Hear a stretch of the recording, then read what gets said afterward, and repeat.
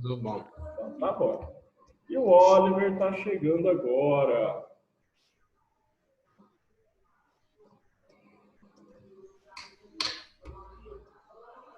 Tatiana tá por aí também? A Tiane, ela tá fazendo janta, Ah, tá. mas depois ela vai responder as questões, Tá tá? bom. Então vamos lá. Fazer janta também é uma coisa muito importante. Eu vou chegar em casa e fazer janta também. Mentira, eu já deixei umas coisas prontas só para esquentar. Então vamos lá, gente. A gente falou semana passada, a gente começou a falar do salário maternidade, né? E aí a gente tem que pensar o seguinte: qual é o valor do salário maternidade? Alguém aí sabe? Não. O valor do salário da pessoa? O valor do salário da pessoa. Então, se a pessoa tem um salário, né? Se a mulher tem um salário de R$ 2.000, o salário maternidade dela vai ser R$ 2.000, certo? Tem um outro detalhe. Se ela tiver 2 empregos, ela recebe o salário maternidade Os dois empregos? empregos, certo? E aí, gente, nós temos aqui uma ideia que é muito bonita na teoria, mas ela não é funcional na prática, tá? Que é o seguinte: a partir do momento que a mulher volta a trabalhar até o bebê completar 6 meses, essa é a regra, pode aumentar, tá, gente? De acordo com a empresa, mas pelo menos até o bebê completar 6 meses, a mulher tem direito a 2 períodos de 30 minutos para a amamentação. Certo?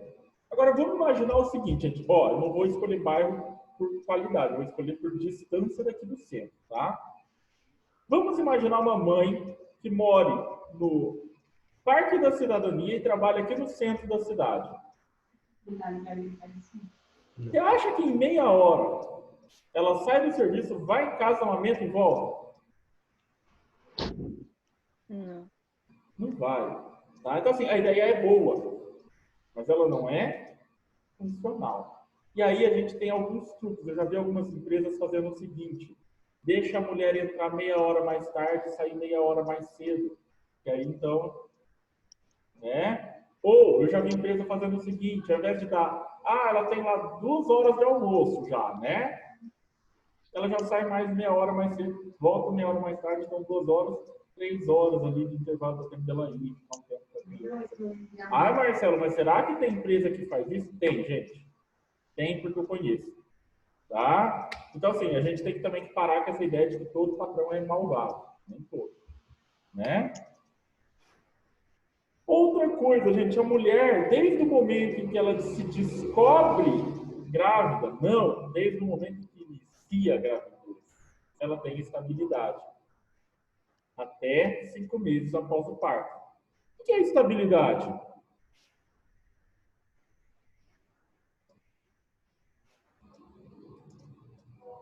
Ela não pode ser demitida. Isso, ela não pode ser demitida. Vamos pôr uma vírgula aí, que é o que muita gente não sabe. Por justa causa. Sem justa causa. Por justa causa, ela ainda pode ser demitida, tá, gente?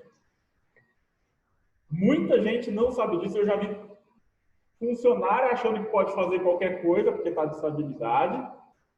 E eu já vi patrão bater na mão na cabeça falando assim: eu não posso mandar embora. Tá? Então, não, gente. A pessoa, lógico que ela vai ter restrições, né, de alguns tipos de trabalho que ela não pode realizar, mas ela tem que trabalhar. A estabilidade não é um presente, né? Do tipo assim, toque a sua estabilidade, não faça nada durante os próximos 9 meses, depois mais 5 meses depois que o neném nasce.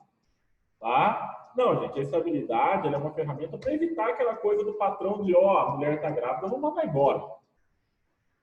Né? Mas também a mulher tem que trabalhar. Agora, e se ela pedir demissão, ela pode sair da empresa? Pode, eu não posso obrigar ela a continuar. Não, você está de estabilidade, você vai continuar aqui. Não, o pedido de demissão partiu da pessoa. vamos ver uma situação diferente. A funcionária, ela já iria ser demitida de qualquer maneira, porque eu não tenho necessidade do trabalho dela mais. E ela está grávida, eu não posso mais mandar embora. Eu posso, de repente, falar o seguinte, não, então é o seguinte, eu vou pagar tudo certinho para você, e você vai ficar em casa. Eu posso? Dependendo do caso, acho que pode. Se for uma falência da empresa, por Não exemplo. precisa ser só falência, eu vou te falar que eu passei por uma situação parecida com essa na minha empresa. A gente contratou uma funcionária, era o seguinte, a gente é uma agência de publicidade e a gente atendia um cliente. O cliente falou o seguinte, olha, eu gostaria que tivesse um funcionário, uma funcionária de vocês aqui dentro, fazendo diretamente os serviços nossos aqui. Ok, então, vamos lá. Contratamos uma menina e colocamos ela para trabalhar lá. Só que passou um tempo, o cliente falou, um ano, 2 anos depois, não lembro agora, olha, não preciso mais da agência, quero cancelar o contrato. Posso? Lógico que pode, a gente só pode, né? E eu não precisava, eu não tinha necessidade dessa funcionária dentro da empresa. O que eu fiz? Vou mandar embora. Só que ela estava grávida. Só que eu não ia precisar do trabalho dela depois também. Eu não tinha nem o que fazer com ela dentro do escrito da agência. O que eu fiz? Vai para casa, no coração, você vai receber seu salário certinho todos os meses. E recebeu. Ai, Marcelo, mas você vai ficar perdendo dinheiro à toa? Gente, primeiro, ela está no direito dela. Segundo, eu não tinha que fazer. Adianta eu falar, não, vem, né? Vem trabalhar aqui, você vai ficar sentada, plantada, sem fazer nada. Você aumenta o consumo de energia na empresa, você aumenta a necessidade de equipamento disponível lá. Não, fica em casa e pago. Né? Ah, Marcelo, mas depois você mandou ela embora, coitada. Ela tinha acabado de ter neném. Gente, é triste, mas a gente também tem que pensar pelo lado de gestão de um negócio. Né? Pô, mas você vai manter um funcionário, seja homem, mulher, o que for, que você não tem necessidade dele só porque ele pode passar necessidade se você mandar embora? Eu tenho que pensar em mim também. Não só em você, como no resto da empresa. Exatamente, funcionamento, né? Né? É triste, gente, mas é a realidade. Né? Uhum. Temos ainda aqui outro benefício que é o auxílio-doença. O que é o auxílio-doença? É um auxílio que é pago no caso de incapacidade para realizar seu trabalho por período... Gente, isso aqui é muito importante. Ó. Maior do que 15 dias consecutivos. Maior do que 15 significa de 16 para cima. 15 não é maior do que 15. 15 é igual. Tá? Então, quando a lei fala maior do que, eu estou falando que é a partir do 16º dia de afastamento. Então, Marcelo ficou afastado 15 dias do trabalho. Não é afastamento para auxílio-doença. Ainda é afastamento por atestado só. Um atestado, estou de atestado. 16 dias. Auxílio-doença. Tá? Se for uma doença que eu já tinha no momento em que eu comecei a contribuir com o INSS, que eu me filiei ao INSS, será que vai ter cobertura para essa doença? Só se essa doença se agravar. Tá? Se for uma coisa que... Não, uma coisa que de vez em quando dá aí uma crise, mas não é nada demais, o INSS não vai cobrir. Certo? Agora, aqui é muito importante a gente entender isso, gente. E eu preciso que vocês prestem muita atenção, que a conta é meio louca. Tá? Quanto que eu vou receber de auxílio-doença? O meu salário? Não. Eu vou receber 91% do salário de benefício. Salário de benefício é aquele valor que, teoricamente, você vai receber quando você se aposentar, ok? Como que eu calculo o salário de benefício? Olha a loucura. Eu vou fazer uma média aritmética simples. O que é uma média aritmética? Quem lembra da época da escola aí? Não lembro. Ixi. Então vamos imaginar o seguinte, vamos imaginar que o Zé, nosso querido aluno Zé, ele fez 4 provas de peso igual, todas elas têm peso 10, certo? Na primeira prova, então P1, o Zé tirou 8. Na P2, o Zé tirou 7. Na P3, o Zé tirou 8 de novo. E na P4, ele tirou 10. Como eu calculo a média do Zé, para saber qual que é a média dele? Dividindo por 4? Somo todo mundo, divido por 4. Então, isso é uma média aritmética simples. Então, ou seja, eu vou somar e dividir aqui esse negócio do salário-benefício. Que valores que eu vou somar? Então, vamos entender aqui. Deixa eu só apagar as provas do Zé. Eu vou pegar os salários do Zé e vou ver os 80% maiores salários que ele teve, desde que ele começou a contribuir. Ah, tá. Tá? Então, eu vou pegar lá, não é todos os salários dele, eu vou pegar Os maiores. 80% maiores. E somo eles, certo? Ah, Marcelo, eu vou dividir por quanto? Pelo número de salários que ele contribuiu. Então, se ele contribuiu com 12 salários, ele contribuiu durante um ano, certo? Por quanto que eu vou dividir? Vou somar os 80% maiores, dá mais ou menos 10,8, 9,6, uma coisa assim. E vou dividir por 12. Só que esse 9,6, na verdade, é o número de meses. Então, eu vou somar lá mês 1, mais mês 2, mais mês 3, mais, e divide. O valor que der, eu faço vezes quanto?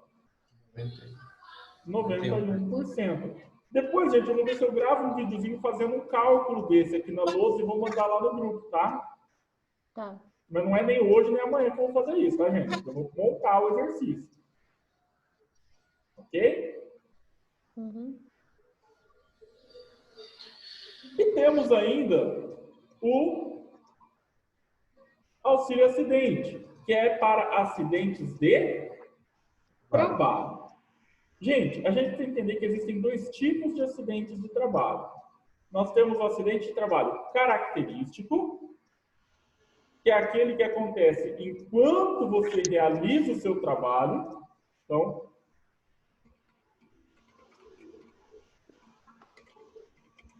e nós temos o acidente de percurso, que é aquele no percurso de ida ou de volta do trabalho, certo? Porém, começa agora os detalhes. Vamos imaginar o seguinte: o Marcelo foi contratado para dar aulas. E, de repente, o Marcelo deu um problema no encanamento. O Marcelo foi mexer no encanamento da empresa e se machucou. É acidente de trabalho? Pela lógica, não. O Marcelo não estava realizando a sua atividade. Tá? Aqui em Rio Preto teve um caso, uns 5 anos atrás, de um funcionário de um supermercado. Ele foi contratado para o estoque e transferido para a cozinha. sofreu um acidente na cozinha, se queimou todo. Não foi configurado acidente de trabalho porque a empresa não alterou a carteira de trabalho dele para constar a alteração de função. Ah, mas não dá para entrar na justiça, discutir? Dá, mas até lá você recebeu o quê? Dor, só. Tá? Tá. Outra coisa sobre o percurso aqui, gente. A gente tem que entender a seguinte situação. Vamos imaginar que eu moro aqui e eu trabalho nesse outro quadrado aqui, certo? Lembra que um dos documentos para contratação da criatura é comprovante de residência? A função é para a empresa, uma das funções é para que a empresa faça aqui um mapa das rotas que você pode usar para trabalhar. Então, eu posso vir reto aqui nessa rua e descer aqui. Eu posso, de repente, vir e virar uma antes e virar aqui. Eu tenho várias rotas que eu posso fazer. O acidente no percurso, ele exige que tenha sido acontecido dentro dessa rota. Ah, o Marcelo saiu. Hoje ele foi pagar uma conta. Ele foi pagar um boleto. E a hora que ele estava indo trabalhar, ele sofreu um acidente aqui. Não é acidente de trabalho, necessariamente. Tá? Outra coisa. O pessoal muda de endereço e esquece de comunicar a empresa.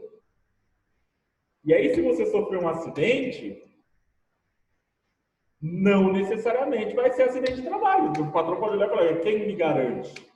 Ou o INSS, que a gente sabe que o INSS está com vários problemas financeiros. Olhar e falar assim, não é esse endereço que está registrado aqui. Foi dormir na casa da namorada, do namorado, e sofreu um acidente na hora que estava indo trabalhar. Aconteceu isso com uma aluna minha. Né? Quebrou o pé, caiu de moto, passou ali em cima e quebrou o pé. Não deu acidente de trabalho para ela também. Tá? E outro detalhe que tem é o tempo, né? Do tipo assim, olha, o Marcelo entra no serviço às 8 da manhã. Ele sofreu um acidente às 4 horas da madrugada.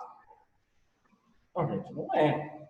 Tá? A gente tem um intervalo de tempo que pressupõe que é o tempo necessário para que a pessoa chegue e a gente estende um pouquinho. Muita gente fala em 1 hora, né? Aqui do interior e tal. Lógico, São Paulo, dependendo de onde você mora, tem que ser um pouco maior, né, gente? Um pouco mais dilatado. Tem gente lá que para chegar no serviço leva 2 horas de ônibus. Tá? E para voltar é a mesma coisa, tá, gente? Voltar do serviço também vai levar em consideração tempo, trajeto, tudo isso. Professor, quando dá o passe, no caso, o vale transporte, do funcionário, e o funcionário vai trabalhar de carro, e aí? Ele pode perder o vale. Não, mas acontece um acidente. Então, aí o bicho fica muito bonito, porque para a empresa vai ser indiferente esse caso. Sim. Porque como é ela que vai pagar, é o INSS. Mas se o INSS tiver conhecimento dessa informação, é um prato cheio para ele se recusar a pagar. Por quê? Porque ele vai falar, opa, por que essa pessoa estava de carro se ela usa o vale transporte? Né? Então, assim, é aquela coisa, né? Como é o INSS, talvez ele nem tenha conhecimento disso. Mas, né? Só que para eu receber o auxílio, precisa ser preenchido um documento chamado CAT, tá? Que é o Comunicado de Acidente de Trabalho. Olha aqui, só criativo, né? Que é o hospital que fornece, né? Isso, o hospital vai fornecer, mas isso precisa ser preenchido pela empresa. Uhum. Né? No primeiro dia útil após o acidente. Só que, gente, a empresa não vai receber automaticamente isso do hospital. Então vai depender do quê? De você, tipo, da pessoa. Da pessoa, Marcelo, mas ela está se levando. Então, de algum familiar, alguém próximo, para fazer essa ligação. Se não, gente, infelizmente, o tio tem que contar para vocês que vai ficar sem. Ô Marcelo, quando eu sofri acidente trabalhando, né, de Uhum. moto, eu caí, machuquei, e na hora eu já liguei pro meu patrão na época, ele já me socorreu, já me levou pro hospital, já catou o CAT, como a gente trabalha, era escritório de contabilidade, ele já deu entrada ali. Foi automático, foi muito rápido. Só que para receber, eu demorei 2 meses, e o meu prazo para poder receber o auxílio foi de 2 meses, para pegar o meu salário. Então, eu fiquei 2 meses sem salário. Sem receber, eu sei. Bem Eu tive demorado. uma aluna que ficou 3. Sem contar que as perícias têm a possibilidade dele virar e falar assim, não, você não vai receber. Tá E você já tá negado, parado. exato. E já tá parado ali 1 mês já, que no caso, no meu. A minha perícia demorou 1 mês para fazer, para depois de 1 mês eles me liberar, que liberou os 2 meses juntos. E tem perícia que leva mais do que 1 mês, tá, para ser feito. É uma coisa complicada. Tá? E aí, gente, agora vamos falar de coisa boa, vamos falar de dinheiro. Né? O que nós vamos entender? Vamos falar sobre salário. Então, olha só, a gente precisa entender a diferença entre salário e remuneração. Tá? São coisas diferentes. Salário é aquele valor pelo qual você está registrado lá. Por exemplo, Pamela, eu vou te contratar, vou te registrar por R$2.000. Então, salário, R$2.000. Só que vamos imaginar que a Pamela vai trabalhar no período da noite. Então, ela vai ter um adicional noturno. A remuneração vai ser quem? O salário dela mais o adicional noturno. A remuneração, então, é o salário mais os adicionais. Tá? Eu contratei o Oliver lá para ser vendedor e ele ganha comissão. Então, a remuneração do Oliver é o quê? O salário dele mais a comissão. Certo? Só que nós temos vários tipos diferentes de salários. Tá? Alguns talvez vocês nunca nem tenham ouvido falar. O primeiro deles é o salário mínimo. O salário mínimo, qual que é a definição dele? O menor valor a ser pago a um empregado pela jornada normal de trabalho. Então, hoje, no dia 3 de agosto do ano de 2020, o salário mínimo está em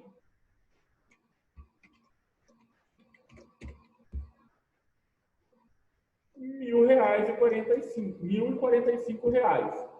Significa que o menor salário que eu posso registrar alguém é esse hoje. Ok? Tranquilo isso aqui, né? Independente da carga horária ou não? Seguindo a carga padrão. A carga padrão é de 8 horas. Uhum. Tá? Mas, gente, vamos ser sinceros, né? 8 horas de trabalho, R$1.045 por mês é pouco. Isso daí é só que tá na carteira, ele vem menos, né? Isso, vai ter os descontos. Deus me livre. Vai ter desconto de INSS e se tiver vale transporte, tem desconto do vale transporte também. Então, né, é uma ilusão. Quando a gente estudar o financeiro, eu vou explicar um pouquinho sobre essa ilusão do brasileiro. Né? Eu falo lá, por exemplo, que eu dei o exemplo para a Pamela. Pamela, eu vou te contratar ganhando R$2.000. Nossa, eu brilho, vou ganhar R$2.000. Você não vai ganhar R$2.000. Não vai. Você vai ganhar menos que R$2.000. Né? Só que olha só, existem casos especiais em que não se aplica o salário mínimo, porque existe um piso salarial. O que é um piso salarial? Ele é um salário definido por meio de uma convenção coletiva de trabalho ou de uma decisão judicial, quando não sai a convenção, e aí ele passa a valer como se fosse um salário mínimo para aquela categoria de trabalhador. Tá? Então, quer ver? Vamos pegar aqui um exemplo. Vou vir aqui no... Vamos lá. Piso salarial, comércio São José do Rio Preto. Olha só, 4 dias atrás, tá? Essa consulta.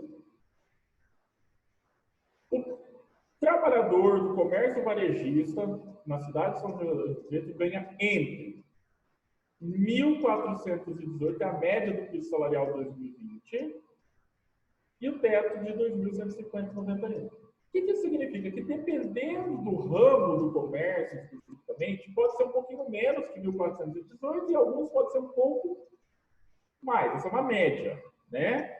Mas significa o quê? Que para o comércio em São José do Rio Preto, eu não posso registrar uma função comércio, vendedor, menos que aquilo. Certo? Por quê? Porque existe um piso. Então, se existir piso, não vale o mínimo, vale o piso. Se não tiver piso? Mínimo. Mínimo. Certo?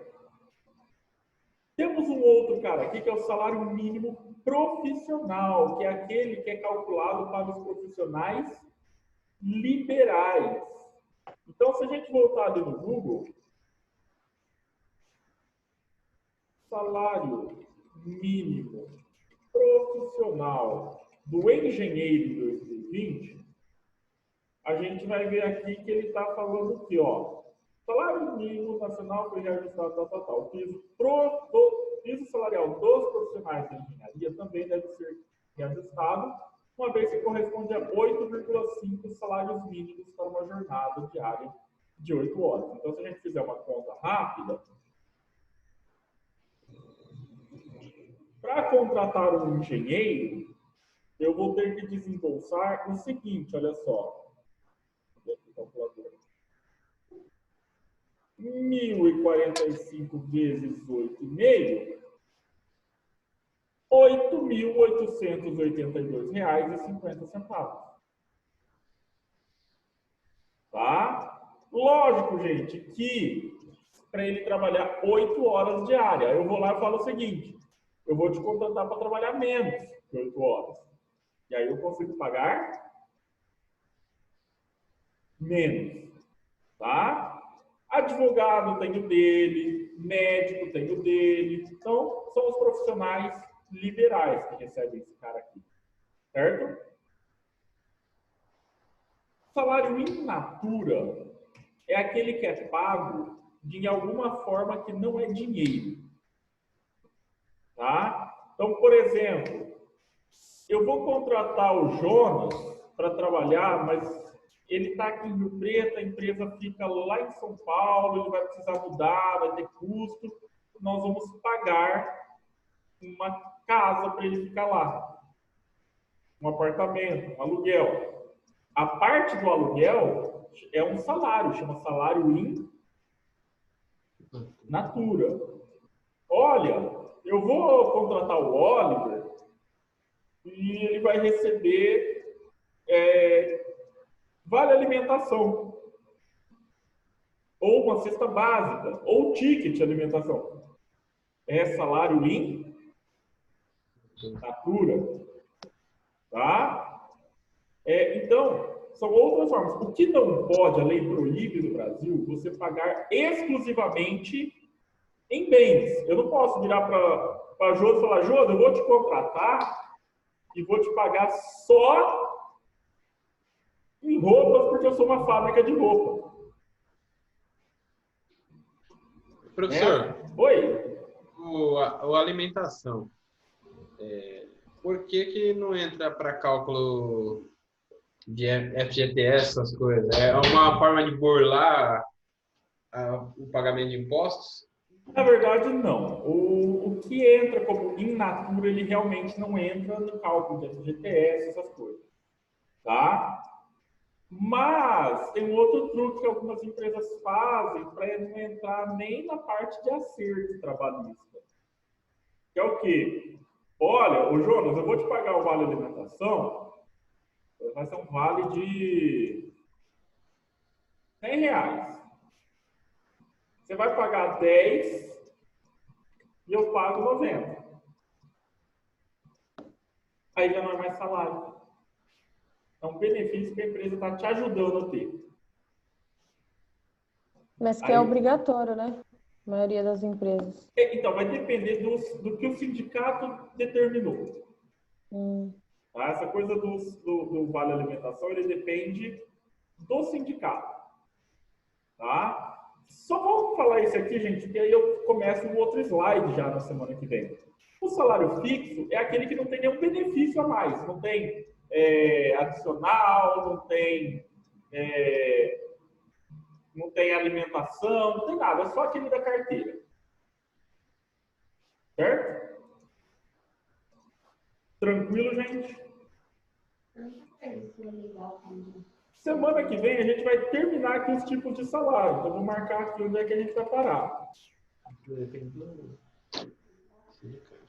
E aí, a gente vai ver também os adicionais que existem. Adicional noturno, salubridade, periculosidade, como que calcula. Hora extra. Vai tirar qualquer dúvida de cálculo aí dessas coisas. Combinado, gente? Combinado. Muito obrigado pela participação de vocês. Espero todos semana que vem. Boa semana. Para vocês Obrigada. também. Uhum. Até mais. Até mais, tchau.